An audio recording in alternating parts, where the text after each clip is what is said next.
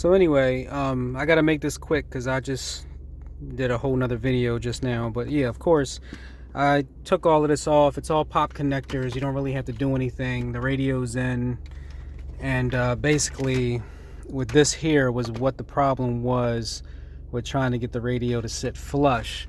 What I did was I took some rubber foam and kind of, put it down there. I put a little adhesive glue to keep it on there, and it pretty much fits, like, you know what I mean. These were like the grooves where there were empty spots, so this is fine. It actually matches with the silver that's on the trim.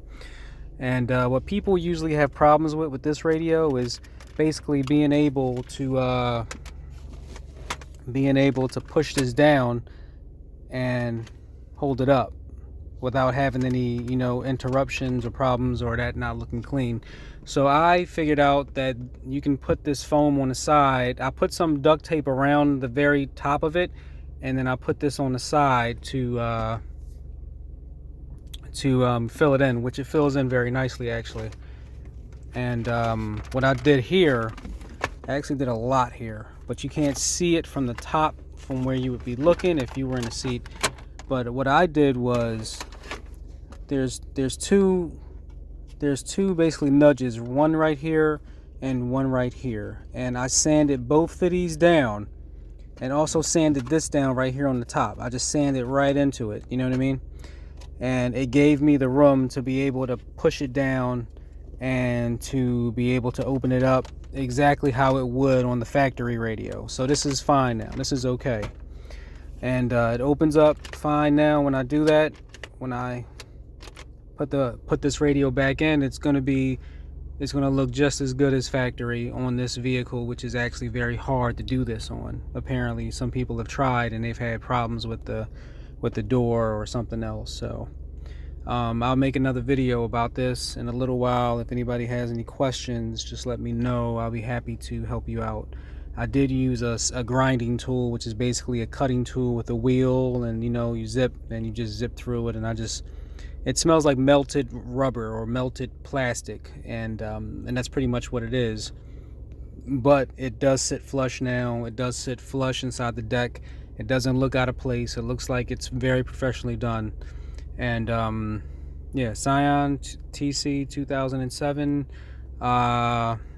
double deck replacement. And if you got any questions, just let me know. Again, also putting this radio in, you have a bolt here and a bolt here, which actually sit in there. It might not look like it, but it actually sits in there, and then one here and one here. And this radio can swing back and forth like this, so you kind of can swing it back and forth until you get the right fit.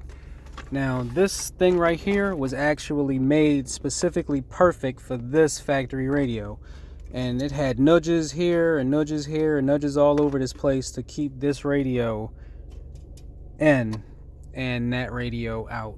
So in this car in specific, it's got that USB port right there, or that auxiliary cord, and then there's nowhere for you to put your auxiliary cord. So, and overall it basically slams down on the cord, and then you put your arm here, and then once you put your arm here, it just destroys the fiber optics in the cord, and then you don't have a cord anymore. It's just all staticky and disgusting. So that was a bad engineering thing on Scion. But yeah, I sanded all of this down inside of here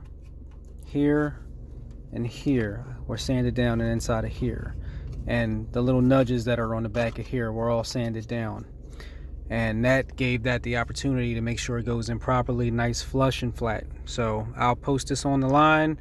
You guys can figure it out after that. Give me any information if you need anything answered. All right.